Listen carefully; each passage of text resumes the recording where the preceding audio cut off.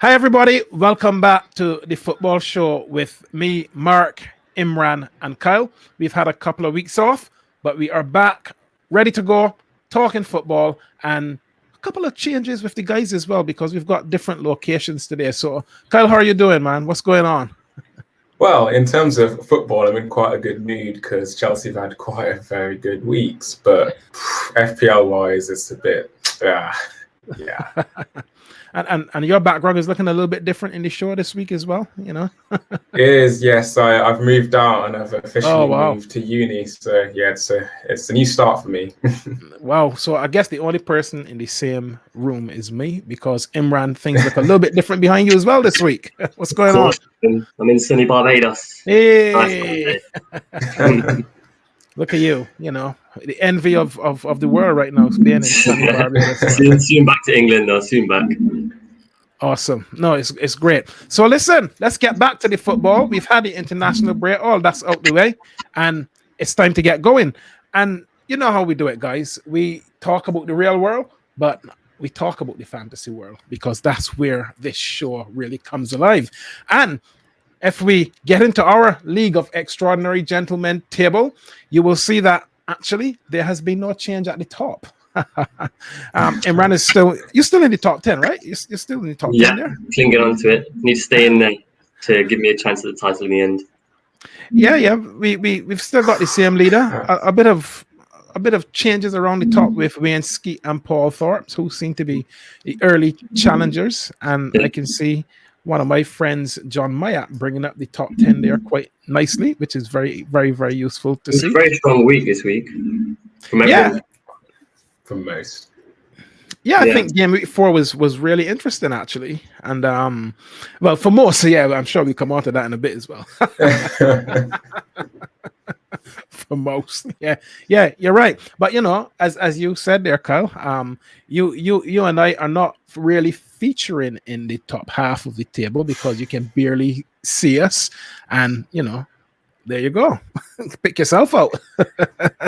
It really has been a weak start for me. Like, it's quite uncharacteristic, but I have made a lot of dodgy decisions that have not gone my way.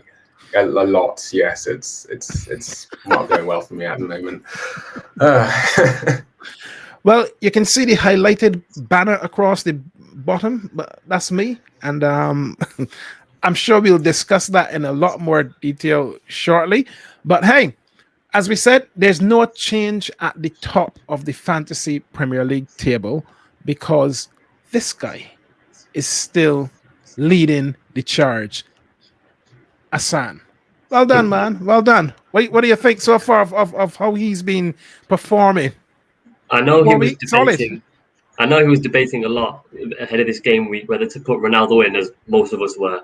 And despite not going for that and Ronaldo scoring 2, his strikers did let him down, but his midfield and defense came through, especially Trent. What a performance from him, and did really well for us. Well, I see he's got my guy Danny Ings in there as well, which is always useful, and he seemed to be picking up points every week. Although Antonio didn't quite work out though. Yeah, red card at the end. Right at the end, like 95th minute. Just what? Come on, man. I mean, there's blanking, and then there's 95th minute. Like, I'm pretty sure it's like the last thing that happened in the game. Yeah, I was gutted, but it is what it is. But in all fairness, Hassan is not going to have it his own way because his lead at the top is very narrow. So the next show we could well be seeing a new lead at the top of the Fantasy Premier League. But fair play to the guy, he's performing strongly. I think he's had 60+ points every week actually. He's extremely consistent. Yeah. So there's a chasing pack, Hassan, and we're coming. Well, others are coming. I'm not really coming out by, so I've got a long way to come to catch you, but I'm still chasing you down. So still early. Yeah, of course, and this is what I keep saying to one of the other players who is managing Boom Shakalaka, who comes to me every week to say, do you need any assistance? I just say, listen, we're just a couple of weeks in, just relax, let's get to Christmas and see where you are, right? So look, between the three of us, once again, Imran, you pipped me and Kyle. You came out on top. So, What was the strategy then? I think this was my strongest week of the FPL season so far, and it stemmed from a risky captaincy choice. As we all know, Arsenal have been pretty poor to start the season, and yet I still went and captained Aubameyang, and it managed to pay off just about with a goal, scrappy goal, but that's what the best strikers do. That's what the best strikers do. Wow. They're just in the right place at the right time. And on my Aubameyang analysis before, I said he just scores goals, especially when you give him the support now that they've signed Ødegaard on a permanent. They've got Smith Rowe, who was injured but came on, and Saka. But I still think that Saka should be played on the right rather than Pepe. Yeah, I just think Arteta needs to get his strategy right with Arsenal. He's got the components there to really do something well in terms of how the team can turn their form around. But this out of position with certain players is not working. And, you know, I don't see many people with Nicola Pepe in their team, actually. Must be below 5% ownership. Yeah, and the thing is, wow. I think he is what is causing the interruption there with Saka and the way that Arsenal are playing. But you've got a strong middle, man. You've got a very strong middle there. Of course, my midfield did well. Salah, of course, scoring v Leeds and was great throughout the game. Was unlucky to not get another 2 assists. Mane didn't have his shooting boots on, as per. And and one of the risks that I took in goal at the start of the season was going for a premium keeper. I mentioned it in the first episode, in Alisson. But so far, he's kept 3 out of 4 clean sheets, and he's been getting save points and bonus points, which has been a really good pick for me. Wow. So looking towards game week 5, then how don't disclose any secrets, but you know, are you looking to better that 62? Are you absolutely pinning your colors to the mast? You're going to better that 62? Of course, I really want to be the 62. I think I have a good chance at it because I have. This time I'm not. I don't need to line up with 4 defenders. I'm lining up with 3 defenders, 2 attackers, and 5 midfielders, which always gives you more potential for more points. And the fixtures are kind with, for example, Salah playing Crystal Palace and Rafinha is playing Newcastle. So I expect some good returns from them. I honestly think you've started quite strongly and you're pulling me and Kyle along. And that said, in the last game week, I finished ahead of Kyle, and I felt quite good about that too. but there was a big change on my side because I went early with the wild card this season. I wouldn't normally go there, but yeah, I think people seeing Ronaldo come into the league, everybody kind of whoa, we got to get him in, and I was one of them. I was like, yeah, inevitable, really. I gotta get him in my team. How can I get him in? So I just decided, right, I revamping the whole thing early and just change it. And I wouldn't normally go for a premium keeper. I normally go for Martinez, but I think the international duty kind of interrupted his flow a little bit. So I decided to discard away with Martinez. And I've gone for premium in Alisson. And I think he's paying off already. He's paying off for me already. My back line, I think, will score goals from time to time and give me the clean sheets that I need. Because in reality, you're not very far away from me, Imran. I'm 203, you're 259. So look, the distance isn't that great, you know. It's far away. For the 4th game week, I think it is a decent gap. I know, but like... It's a solid game week there, that is. You know, a spectacular week and I can be up in the top 6 in no time.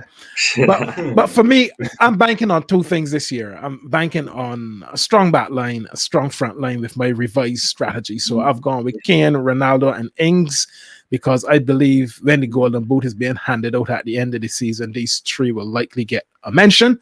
And my middle isn't as strong as it normally is, and I sacrificed Salah. Actually, I took him out of my team. Yes, I took him out of my team completely. Cool.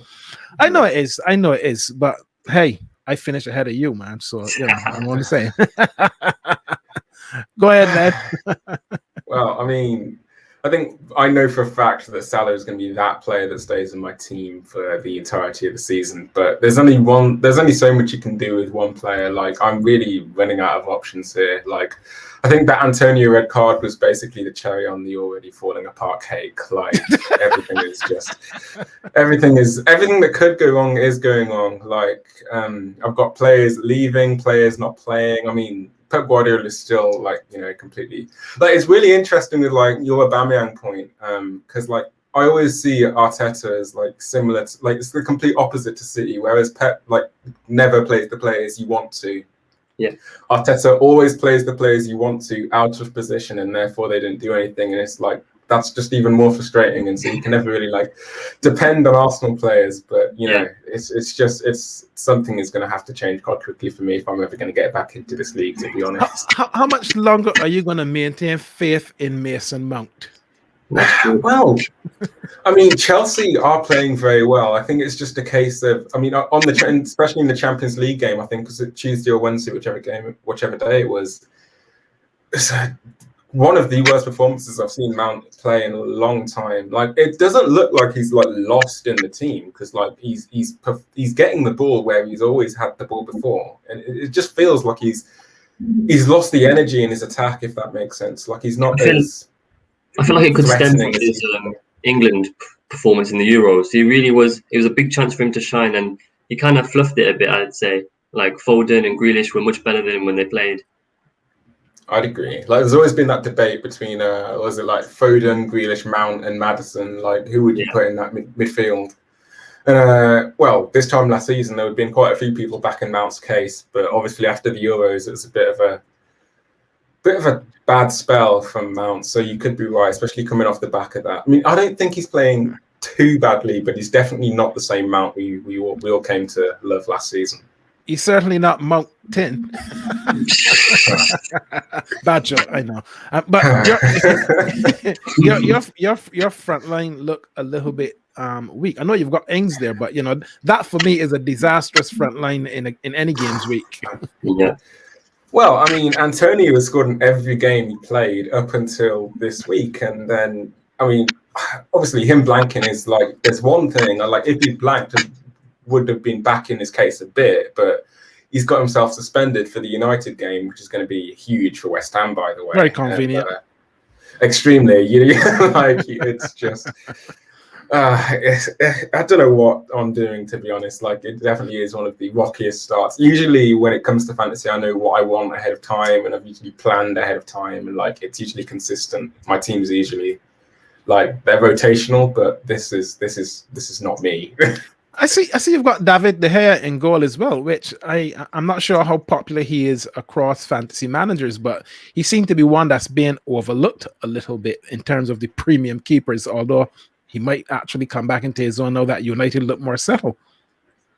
That was my thinking, right? Especially with, as I said in the opening episode, with the signing of Varane, I honestly think that United will be so stable at the back. And so I knew people would go for the Allisons and the Mendy's, and I was like, and they're performing well. Top four keepers, they are performing well. But in terms of the top keepers, I think De Gea was going to be one of the most overlooked keepers, and we'll definitely see as time goes on. I mean, I'm clearly in no position to talk, but yeah, we because will see. You know 39 points does not really give you much voice in the conversation. It certainly does not. Like, I definitely can't keep going on saying we'll see, otherwise we'll never see. And so, I think you've said that every episode, you know. I'm sure I have. We'll make that slide for the next show. Fair enough. So we know that we are seeing the fantasy league coming together quite nicely, and the transfer window slammed shut whilst we finished our last show.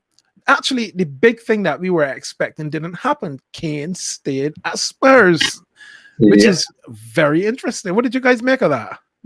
I think a bit of blame has to be put on Kane himself for signing such a long contract without a release clause.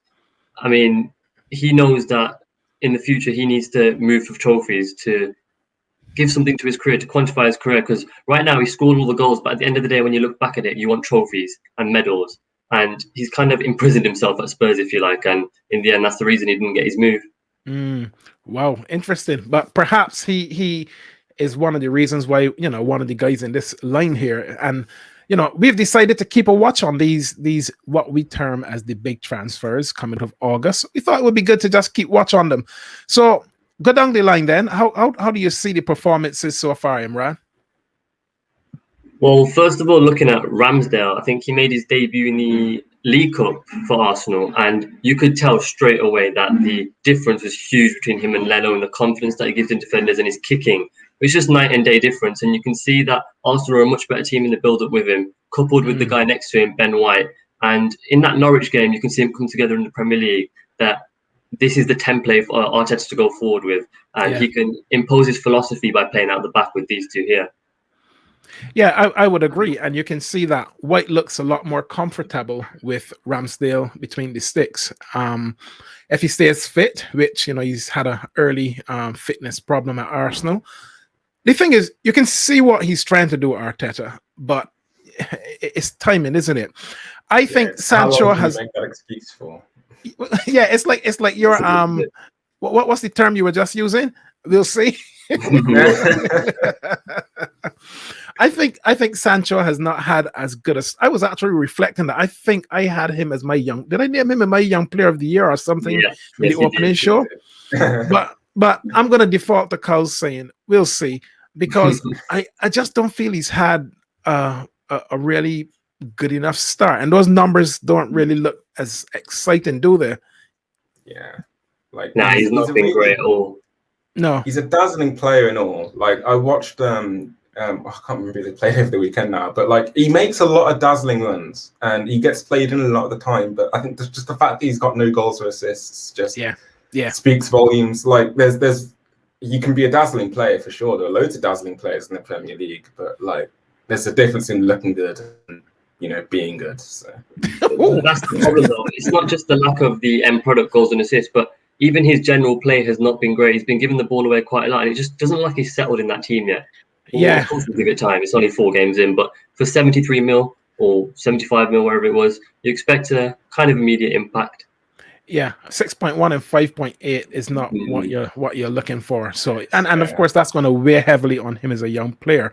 But the guy alongside him, you know, he has hit the ground running. Played 4, scored 2, 1 assist. You know, Sancho even now would like those numbers actually, but you can't look past Danny Ings as far as the big transfer track is concerned. It's just settled. Typical Danny Ings. You can see that he's just just a goal scorer, like the 2 at the end here as well. Wherever they're playing, as long as they get the service, they will score goals. He knows where to be. He's got very dynamic runs and a really good finish on him, including that wonder goal in his debut. Oh yeah, fantastic. And we just mentioned Kane, but perhaps Kane not coming is partly contributing to how Grealish has settled. Because I think when we went back to our previous show, we felt that with Kane's arrival potentially, that might have upset Grealish's arrival at City. But clearly, he is moving on well as well. As much as I want to, you know, dislike him for moving, I do have to accept the fact that he has had quite a strong start. I'm pretty sure he scored in the Champions League the other day as well. Yes, he has. Definitely not something you could say while at Villa. So, you know, all those Villa fans complaining can definitely suck it up to that. But he's definitely had a strong start at City. Like, I can't say he's clearly, like, you know, upholding his 100 mil price tag, but he's definitely had a strong start. We'll see how he performs in big games, but after that Champions League goal, you can't really say much. We haven't fully seen the effect that he'll have on Sterling's role as well yet, because Pep hasn't really played them together so far. So I think I'm waiting to see when Sterling has to come in and Grealish in the team, how their dynamic works together. Yeah, I think so. And people might be wondering, what have you got Joe Willock in the big transfer tracker? Well, he was one of the big moves, you know, and he's gone to Newcastle to get his chance, had a good game against United, and he's going to hold his own. You know, he's played 3. Again, hasn't got any goals yet, but we'll wait and see how he performs. But the 2 at the end, the 2 at the end is go on, Kyle, because we know you can't wait to talk about Lukaku. Lukaku, man, he's just completely. I don't see he's completely transformed the team, but like we just look so threatening going up front. It's like I said in the last episode. Like, not only does he provide goals, but his movement is just so fascinating to watch. Like his movement in the Villa game, both leading up to his and Kovacic's goal, is just wow. Shout out to that Kovacic assist, by the way, because that was beautiful. But his awareness, like he can score with his left, right, and his head. Like it's just so fantastic. Did he score against Liverpool? I can't remember. Did he score against Liverpool? in Van Dijk's back pocket.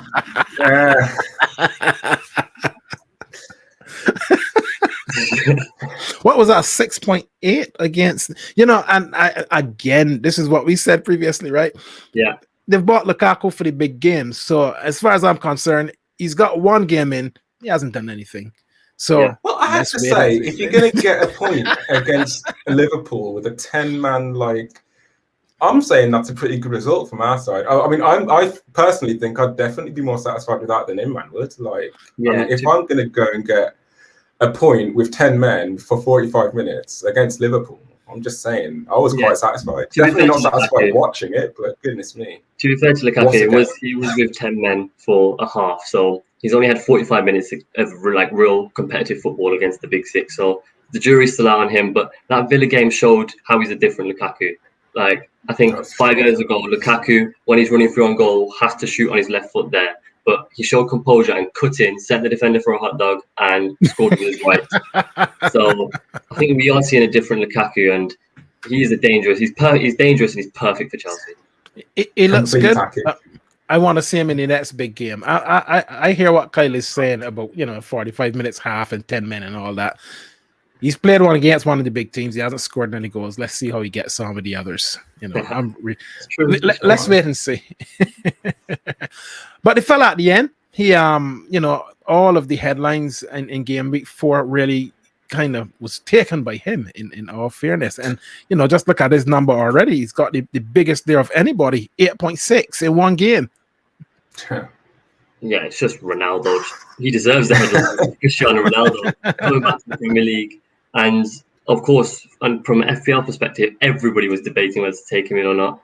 And he performed for them. And I don't think it was a textbook Ronaldo performance because, it was a good striker's performance, but Ronaldo didn't do anything spectacular. He just did his job. And that's the proper striker he's become now at Juventus. He's molded into that striker position. And you can see from his goals, he's more clinical and he's a poacher. So the first goal stemmed from a keeping mistake. And I'd say both of the goals were from a keeping mistake, but the signs are there that Ronaldo will score a lot of goals for Manchester United. He's a tapping specialist these days.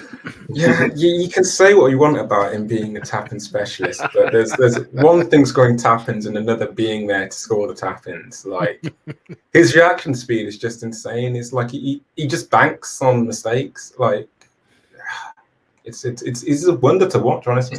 The desire to score goals is what makes him who he is. Do you think that his arrival might further suppress Sancho's numbers? I think I would disagree because I think they could help elevate Sancho's numbers because if you want to provide for someone, it's Ronaldo you want to provide for. And I think Sancho's competition on that right wing is still limited because I think Ole's plan is to get someone on the touchline, and Greenwood, who we'll mention later, likes to cut inside more. So I think for Ole, Sancho will still be the starting right midfielder, and he can provide a lot for Ronaldo, like he did for Haaland at Dortmund. Yeah, but if you're Sancho and you arrived in the summer knowing, I'm the keynote signing, for example, I'm the guy who United went and got over the summer, only to have it eclipse right at the last minute with a legend. But you could argue that takes the pressure off of him. Well, we'll see. We'll see whether the pressure comes off of him in terms of his performance, because without that pressure, he didn't have a great start. So now that pressure has been added, let's see where he goes with the next 4 games. Indeed. We'll see, as we like to say. Yeah, but there's clearly a lot to be said about Cristiano Ronaldo. The numbers speak for themselves, really, because in reality, look, the guy is absolutely phenomenal. Just look at what he's won. 5 Ballon d'Ors, 5 Champions Leagues, 4 FIFA World Clubs, and 7 league titles. Yeah. That is, probably the best record in the world. Just a serial winner. Yeah, absolutely. But the question remains, at 35, and you guys can debate this, coming back to a Premier League, that is pretty tough. This is not Italy. And let's remember, and let's be honest, Juventus bought Ronaldo to win the Champions League. They did not. Yeah. Right? Yes. that is the reality. And people might say, oh, I don't know what he's talking about, but that's the reality. He didn't deliver. Yeah. That's true. You could say the same about Pep at City, though, couldn't you? Like, well, everybody's saying that. Yeah. Yeah, people are saying that. It is similar things, but I think it is a great signing. They were in need of a striker, and there were questions about whether it should be a priority. Should they prioritize a central midfielder or a striker? And I think the plan was to try and get a centre mid, or leave it to next season and get a forward next season as well, and let Cavani have the number 7 for this season and play up front for United. But I think with City's interest in Ronaldo, United swooped in and saw that he was on the market, and it's too good of an opportunity to pass up on. You can't not sign Ronaldo if he's willing to come to your club. And I think he's just guaranteed 20 plus goals, even in the Premier League, because his desire to score goals is incredible. And the team around him, they'll play for him. I think there'll be no clash of egos because everybody respects Ronaldo. I think he has elevated United's situation in terms of where they can position themselves in the league. You've got to surely put them in any conversation now around winning the Premier League, just purely because of this signing. I think before he arrived, you might have said, yeah, they'll be competing in the top 4, but this is the tipping point for me. Actually, he can deliver it, and he's a very fit guy. He doesn't miss a lot of games. For sure, he's just phenomenal. Like, he's an athlete and a half. Like, but it's like away from like his football abilities, there's just the way he keeps himself fit. He's just a phenomenal athlete. Like, the guy is always in shape. It's insane. Yeah, and I think he will deliver for United, and United fans are already very, very excited. And I know there are some of them who watch our show and who are in the League of Extraordinary Gentlemen, and they'll be very excited. I bought him into my fantasy leagues because I certainly expect big things. So, hey, let's wait and see where he goes. That's our saying. Let's wait and see. But Imran, you wanted to celebrate this guy as well? Of course, Mo Salah. You talk about him every week. When he's playing in such good form. I was thinking about it earlier, and I actually think this version of Mo Salah might be the best version I've seen him ever play. Even better than his debut season, scoring 32. Massive statement. Yeah, I think he's kept his a huge statement, that is. I think he's kept his goal scoring, but it's actually, even then, his goal scoring has become a different style because the Premier League now knows him. They man mark him, double up on him even, and force him out wide a lot. And so Klopp has adapted him to play like a touchline role where he can create as well as score. And he's still doing both, and the numbers are there. And he gets robbed of a lot of assists, actually, because Mane and Firmino are out of form this season and towards the end of last season as well. But he's very complete now. I think the difference between his debut season and this season is because he's added the playmaking to his game whilst also keeping his goal scoring phenomenal rate up. Yeah, I think he is the key to Liverpool's success, because the other two in that triangle are struggling a little bit, I feel, to really get going this season. So a lot is resting on Salah, and sadly they've just lost young Harvey Elliott, who started this season exceptionally well. The dynamics of that were looking really good. Yeah. Klopp was putting a creative midfielder to help Salah's numbers soar, and the dynamic there was looking really good together. It's really unfortunate what happened. Yeah, I think so, and that's why you got to see. You need the other two in the triangle really to raise their game now, because too much is falling on Mo Salah's shoulders. It's probably why he's looking so good to you. That's true. He's been like this for seasons, though, hasn't he? Like, it's just like incredibly consistent. I think more than anything, that is his most incredible trait: the fact that he just does not stop. He just every single week you expect something. Like I was saying to Chris, as you were saying, like the manager of Beam Shakalaka, like he took Salah out of his team, and I was like, he's one of the only players thus far who hasn't blanked in a single game this season. What is your thought process if you've taken him out of your team? Like, it just makes no sense to me. Like, of all the players in the league. Well, I'll tell you what mine was. I had to weigh up between him and Ronaldo. And I think Salah was a 12.5 or some ridiculous thing as well. And I just thought, well, Ronaldo will definitely score goals. Salah will definitely score goals, but you can't look past Ronaldo's numbers. That's true. That's fair. He's just too good. I think Salah, now that he's got the playmaking ability and the role in the team, I think he could get a lot more assists provided Jota, Firmino, and Mane start to finish. Yeah, the good thing about Salah in fantasy as well is a midfielder, which is very, very helpful.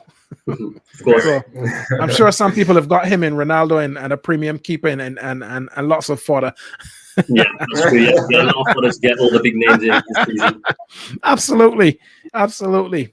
And in truth, with the arrival of Ronaldo, it is almost mass what has been a phenomenal start to the season for one of the youngsters at United. What do you make of Mason Greenwood? Well, in the first episode I talked about, I had him in the team from the start, and he's still there, of course, and he's getting nice returns for me. And I had him there because I thought, this is before the signing of Ronaldo, of course, that he would be starting striker. And in the first game, he did start striker, and I feel like the dynamics of him playing striker still aren't fully polished yet in terms of his link up and his movement. And since then, Ole's been playing him on the right side, and it just looks a lot better with him cutting in, almost like Mo Salah. And the thing about Mason Greenwood, as you can see there from his stats, he scores at an incredible rate compared to the chances he's created. If we look at the XG column on the table there, it's a measure of the chances created for him and how he's performing against that. And he's actually scored 20 goals from an expected chances of 12.23 goals, which means he's outperforming his expected goals by 7. And that is a phenomenal return because you can see it from his ball striking whenever he gets a chance. And the main thing about him is he's two-footed. When he has a defender one-on-one, the defender has no idea which side he will go onto, his left or right. And from both sides, he can find the corner with power. Yeah, and his form is really, really good. Even though his numbers there show a little bit of a descending trend from the beginning of the season, I wouldn't really make much of that because there's not a lot in it. And I do feel when you watch him in the games, he looks so hungry. And I think that's the big difference when you look at him and you look at Sancho, even though Sancho is trying to settle, Greenwood is more established at United. And I feel as though he looks hungry. He looks really, really hungry. I agree. And he's what a mentor to have in Ronaldo now. Oh, wow. Jeez. Never being able to say that. Yeah. Who were you playing alongside, Cristiano Ronaldo. Wow. So you came up with what was game week 4 team of the week. You want to talk us through some of the selections, which look quite interesting? Well, looking at someone that's gone underrated in the midfield, because I would have had him in my team of the week for game week 2 and 3, probably. Doucouré. I think under Rafa Benitez, he's got a new role, more box to box, and he can attack the box late now. And I think he's got 4 goals and assists in 4 games, which is a really good return for a player like Doucouré, a central midfielder who isn't really known for his attacking abilities. I was quite surprised to see that Will Zaha made your team of the week ahead of Cristiano Ronaldo, who scored 2 goals. Zaha, he doesn't do it for me, and I kind of feel as though he's too hit and miss for me, man. Too inconsistent. I'd agree overall he's too hit and miss, but for the team of the week, for Ronaldo, I was debating between Ronaldo and Lukaku, and seeing as Ronaldo's goals came from one was a tap in, one was a keeper mistake, I'd say that Lukaku's overall performance was more impressive than Ronaldo's, although Ronaldo's obviously grabbed all the headlines because it was his first game back. And it was a good game for Palace against Spurs, I would agree. And he did have some influence in that, but he would come next week and be completely anonymous. But in fairness, it was a good show. And you went for Benitez as manager. I think he started v Burnley with a 5 at the back formation, and the strongest part of Benitez's game is his in-game management. So they went 1-0 down in the first half, and Benitez realised that what his issue was. He changed formation to 4 at the back, brought on subs, and they battered them in the second half. And I think that's just really good management from Benitez. I think so. I'm surprised how well he has settled on Merseyside, on the blue side, actually. He's I thought there was a little bit of an uproar at the beginning, but he seemed to have kind of pushed through that quite well. I still think the Everton fans aren't fully convinced with his history. So I think any sort of poor results, I think they'll be calling for his head straight away. You reckon? Yeah. Would you say you underestimated him at the beginning of the season? I know we're in 4 games in, but I would say yes, to be honest. I think they would start really poorly because I think the whole energy around the appointment was negative. And I think starting with negative vibes like that to start the season would just not be a good start. And with the signings he made, the Everton fans weren't very happy. but Demarai Gray and Andros Townsend have been two of their best performers since the season started. So they are slowly turning on Rafa Benitez and getting him on their good sides. I like Benitez as a manager. I like the way he goes about managing a club. He always seemed to bring a real settled calmness into the football club. And I think that's exactly what Everton are experiencing right at the beginning of the season, because you just know he's going to consolidate. They're going to be hard to break down. If he get the back line right, they're not going to concede a lot of goals. And you can see what he's trying to do at Everton. And I think they're going to be quite superb this season with him, actually. I'd agree. Definitely want to watch, that's for sure. Want to watch? Yeah, I don't think like Rafa's Everton can go under the radar for too long this season. No, and I just hope, as you said before, that if things start to take a little bit of a wobble, that they don't start to get the Benitez out chance going, because you can see that it won't take a lot for that to happen. Yeah, at least I don't think so. There were some interesting games in game week 4, and you probably couldn't look past the United Newcastle game when Ronaldo returned. Yeah. But there's something interesting happening at Brighton. What do you make of Graham Potter and what he's doing there, and particularly this game against Brentford and the way that they were so consistent across the attacking map? Well, looking back to the episode 1, Brighton, I just had a feeling we're gonna be a much better than last season. Last season they were known for being. It's gonna remind us of that every episode, Kyle. Of course, until they start losing again, keep quiet. But yeah, I thought so. Last season, Brighton were known for being really unlucky in games, hitting the woodwork a lot of times, missing a lot of chances. And this game was actually the inverse. Brighton were the lucky team this time. With Brentford, actually, it was a very even game, and Brentford actually had the best pick of the chances, but just couldn't finish. Whereas Brighton stole the winner in the 90th minute, Leandro Trossard. Yeah, and Trossard was again the pick that you made at the beginning of the season, saying if Brighton are going to be strong, Trossard needs to be the guy to deliver. Maupay and Welbeck are just not. You just can't depend on them. They missed too many chances. Saying that, Maupay did. He started well. Yeah, he started well. I think he scored two goals in the first 3 games, which is a decent return for him. Mm-hmm. Yeah, Brentford have started the season reasonably well, I think, and you are right in terms of consistency. They've done quite well in this game against Brighton. Really didn't deserve to lose, but they're going to quickly realize that you got to take your chances.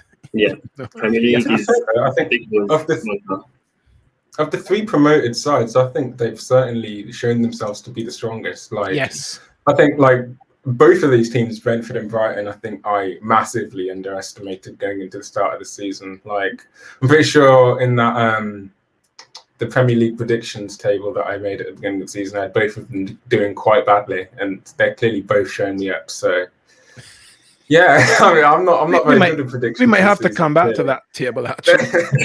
Yeah, few laughs there. Just remind you of this is what you said, Kyle. But one of the things that you can be happy about, actually, and you can probably wax lyrical about, is the first 6. Go on then. Absolutely. As I said before, we just look like such a threatening side. Every time we go forward, it's exciting. Like watching our last 2 games, both in the Champions League and the Villa game last week, we started playing a really high line. It's something that I've always admired when teams do it right, because it's so easy to do wrong. So Klopp perfected it over the last 2 seasons. His team are constantly on the halfway line, and I'm the ball just never gets into their half. It's exhausting, but it's clever. But then it's so easy. You watch teams over and over again fail to play a high line. But our line has got so much higher over the last 12 months. And it's really, really good to watch, because we're attacking well, we're defending well, we seem more complete. And Lukaku is just a complete player. He's fantastic to watch. That high line's purely down to just brilliant coaching from Tuchel. He's came in and adapted his philosophy straight away. Yeah, he's Tuchel is exceptional. He is. And on Lukaku, we are going to find out a lot more about him in these next 2 games. So, the next show is the one that we would really be talking about how good Lukaku is and what he's brought back to the Premier League. Make or break for him. But if he fires 2 blanks, Question marks will have to be raised. Question marks over his. Listen, I'm telling you, if he does not get a couple of goals in 2 games, we will start to hear all the historic things about Lukaku that we it all really know, does sound like you're excited for Lukaku's failure, honestly. It's like you're on the edge of your seat for like, I cannot wait for this guy to play. I'm not saying that. I'm not saying that. I think Lukaku is a fantastic player, but he has always had this challenge of doing it against the big teams. So that's all I'm looking for on this return to the Premier League. I want to see the difference that he's making in the big games. So that's all I'm saying. I'm not expecting him to fail. I think he will score a lot of goals, you know, but it's who he's scoring the goals against. Yeah.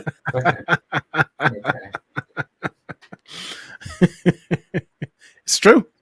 Looking at these Liverpool games, identical record to Chelsea actually, and I'm pretty happy. I'd say in the other games that are not against Chelsea, the smaller teams, that you'd say, 3 clean sheets, a good amount of goals scored. You can't really complain. The Chelsea game, I think just before, I would have taken a draw, but how the game went and then being down to 10 men for 45 minutes, it is disappointing not to get the win. I think Klopp got his subs a bit wrong, not bringing in Naby Keita to help break down the Chelsea block, but credit to Chelsea, they defended very well.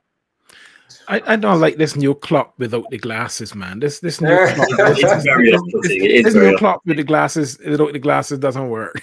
I know he doesn't need them, but he should just wear them for tradition. It's just iconic now. You know what I mean? It just doesn't look like him anymore. It's kind of odd. But you did say you were looking for 18 points from these first 6, so you must be very disappointed in dropping points against Chelsea, surely. I wouldn't say very disappointed, because the one game I could have accepted dropping points as long as it was a draw only would be Chelsea.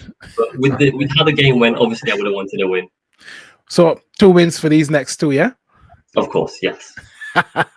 You sound confident. Why not? I think in this we look back to our best with Van Dijk and Matip fit. Matip's been incredible back from injury. He's gone underrated because the headlines, of course, were Van Dijk, but Matip has come back from a long-term injury that he suffered in January. Then settled back into the team like nothing had happened, and it's just been classic Matip. And he was actually involved heavily in the first goal against Leeds, dribbling forward like he does, playing a 1-2, and then playing the second assist to Trent. And I think with the Palace, though, he might get a rest with our new signing, Ibrahima Konate, getting his debut. And, you know, we weren't looking at United as being title contenders at the beginning of the season, but that has changed now. So it would be interesting to see how Liverpool chase down those around them now, because everybody looks strong. I think if there's one criticism of Klopp, is I don't think he's refreshed this side enough over the course of the summer. Is that a criticism of Klopp, or is that a criticism of the money that he's been given? Who knows? I'd agree with you. The one thing that can stop a title challenge for us is injuries and our lack of depth, because already Minamino, Firmino, and Origi and Elliott have been injured, so we've got no one on the bench to replace Salah. Like, maybe we'll try and shoehorn Ox there, but it's just not the same at all. No, and Salah is where everything resides for Liverpool, as we said earlier. And I think if he picks up an injury, you know that there will be a period during the season that Liverpool suddenly starts to stall a little bit. They might not concede goals, but they might not score a lot either. So they might get those dull 0-0s that nobody likes, right? Yeah. Well, you know, who am I to talk? Because whilst you two are delightfully looking at similar records, I'm serving up a 319. And you remember this was a 003 the last time we had our show. Yeah. But there's a lot of red there. Arsenal won their last game against Norwich. I don't think there was anybody that expected them to do any different. But it was a close game, actually. And to be fair, I do feel as though 1-0 probably was the right result for Arsenal. But I am not flattered by this, because Burnley is going to be extremely difficult to beat away. And we've got the North London derby to come. So we are going to be hovering around that bottom 6 unless Arteta starts to play the players in the right positions. He has the personnel. He just is not deploying it well. And I don't know if you guys were picking up all these rumors over the course of the summer as well about Conte. Conte going to Arsenal. I think at the moment, why would Conte want to go to Arsenal? You know what I'm saying? That's what I was thinking. Like, I know why he wants to live in London, because that is the only thing that really you see the only appealing factor right now. Driving these players that sign for Arsenal. They don't really want to play for Arsenal, you know. They just want to live in London and give themselves the best opportunity to go elsewhere, which is really, really sad for a great club like ours. But, you know, based on where we are come the end of September, I still expect us to be in and around that bottom half because we're not playing well enough. Aubameyang does not look quite right. Smith Rowe looks well. Saka is performing well. I don't think we necessarily got the right players in. The new right back, Tomiyasu, I think. Yeah. Looks okay. But and Ramsdale as well. I think if Arteta makes a tough decision to hold Ramsdale and really start to build some confidence around the back line, that can make a difference. Yeah. But the North London derby will tell us a lot in terms of passion and fight and what this team has left. They can't get rolled up for that. They ain't going to get rolled up for exactly. And it's coming at a good time for Arsenal, I feel. We need a good performance in the North London derby to really get us going. But if it doesn't happen, no, it's not going to happen for us. Season is over at the end of September. I know it sounds crazy, but it's the truth. Well, look, here's the table, and this is what it looks like going into game week 5. Who would have thought Manchester United sits top of the Premier League table? Who would have thought, huh? Yeah, well, it is still equal with Chelsea and Liverpool in terms of the results they've been getting. But I think Manchester United will still be the least happy out of Liverpool and Chelsea because Liverpool and Chelsea's draw came between themselves, the top 6 club. United's draw came against Southampton, which is obviously disappointing, and some of their performances have been a bit unconvincing. I think versus Wolves were very unlucky not to get something from that game. Yeah. They had a lot of chances, but United killed them off in the end. Yeah, they did. Pep won't be happy with that big fat red L that is sitting in his first 4 games, would he? Of course not. But City often start a bit poorly, and then from like November to February, just don't drop a point. So I'm not reading too much into that. What do you make of Brighton sitting in the top 6? Our new favorite club. As much as I don't want to like admit it to Imran, but like they are playing extremely well. Like I've always rated Potter's management style. Like I've always rated it, but I didn't think they'd start the season so well. And they've come and they're playing good football, to be perfectly honest. Like I'm just happy that we're still unbeaten at this point, to be honest. Like we won it before, so yeah. There was a time when people used to talk about the second season syndrome, and I don't know if it's still about, but certainly Leeds United seem to be experiencing that. I mean, I had to move Bamford with my fantasy team because he's not performing. Leeds seem a little bit lackluster to me at the start of the season, and I was expecting a lot more from them. The whole thing about Leeds is the energy levels that they maintain throughout a game. And I just don't think it's been there as of yet. And I don't know if that's a long-term thing or just a short-term thing, but Bielsa will be hoping to kick some energy into the team.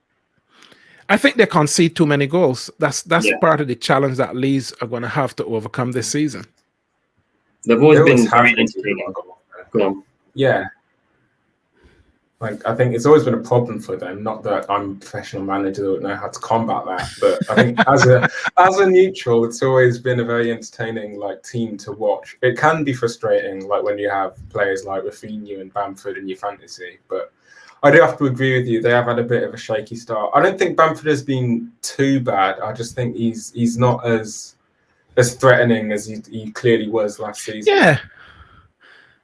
I was expecting a lot more. He was one of my surefire bankers in the fantasy league, and I thought, Bamford is in, he'll do it absolutely. But it's been drawn a blank.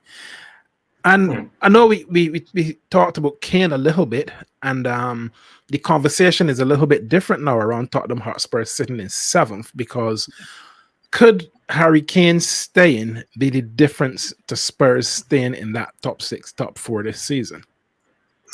I think it depends what kind of Harry Kane stays. Is it a committed, motivated Harry Kane, or someone that's going to sulk over not getting his summer move? The goals will tell us.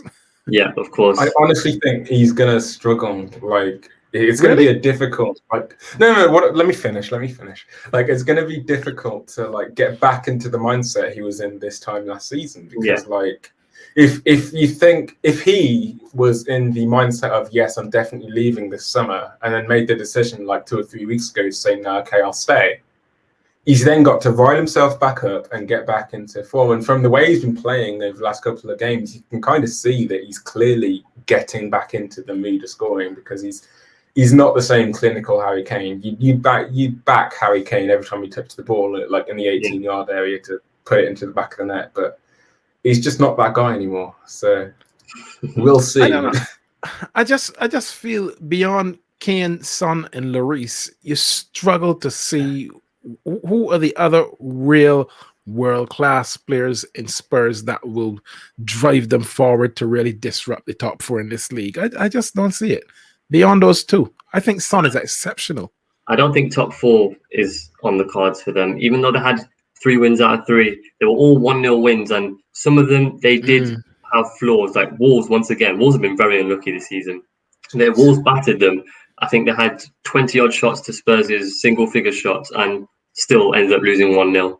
Yeah, and I'll tell you something. Both West Ham and Everton are very quietly holding their own in this league. You know, David Moyes is doing a tremendous job at West Ham, and as we said, Benitez is just very quietly getting things to settle down at Everton, and they're sitting nicely on 10 points. So I think now's the crunch time for West Ham and David Moyes, because now their European fixtures starts, and they played their first one on Thursday and won. Fair play to them, very good performance. But now we'll see how their players adapt to getting into the rhythm of playing Thursday, Sunday, and we'll see if they have the capability to keep up with that. Yeah, that's always tough. And speaking from the experiences at Arsenal, it doesn't always work very well. that Thursday, Sunday fixture list. So look, here are the fixtures for the game week 5. Anything standing out in terms of big games coming this weekend? Well, obviously for me, it's that Spurs-Chelsea game personally. Like it's a huge derby, that. But I think one game I am looking out for is that West Ham United game. It's going to be interesting to see how David Moyes fares against United without Antonio, his main talisman, because he is a vital component to that West Ham team, and you can't blame Moyes. He's a top striker. There's a relegation 6-pointer there as well. Norwich, Watford, 2 promoted teams, could be a very key game. You look back at the end of the season as that being what kept Norwich up or what kept Watford up. I thought you were going to say Burnley, Arsenal. Burnley aren't going to get relegated. They're inevitable. Well, I think Sean Dyche has just signed a new 5-year deal, so he's quite comfortable there at Burnley. Yeah, and I do like him too. To be fair, he's the first time he's been backed in the transfer market. He's very consistent. Yeah. But we always have a hard time against them. That's not going to be a good game, but it's going to be a hard game. Yeah. And I think the other one to watch is possibly Villa against Everton. Yeah. Because Everton away record is going to be one that I think will be under some scrutiny this year. And Aston Villa, I felt really needed Ollie Watkins to start well, but he's been, his place has been taken by Danny Ings, who has given them that cutting edge. And these type of games between Villa and Everton, I think, are really critical for the teams who are battling in and around, in Everton's case, the top half, and in Villa's case, pushing for European places. So what we want to watch, absolutely. I agree with that, because I think this game, if you watch it, will showcase how strong the Premier League is this season. Because these two are still mid-table teams battling, but the quality of these teams is ridiculous. You've got experienced Champions League player in Alan for Everton, Doucouré's on form, Calvert-Lewin, top striker, and for Aston Villa, you've got Danny Ings, Ollie Watkins, you've got Mings and Konsa at the back, and Emi Martinez in goal. I think it's going to be a great game. It will be, absolutely. So that brings us very nicely to the end of the show. this has been the football show with me, Mark, Imran, and Kyle. If you're watching us on Facebook, give us a like, drop us a comment, or if you're watching us on YouTube, do the same. We would love to hear from you. Let us know what you think of our thoughts. If you're one of the managers in our fantasy league, we would love to hear your comments on your strategies and your thoughts about what we think. Have a great one. Pass the show along, and we'll catch you on the next one. See you soon. Bye. See ya.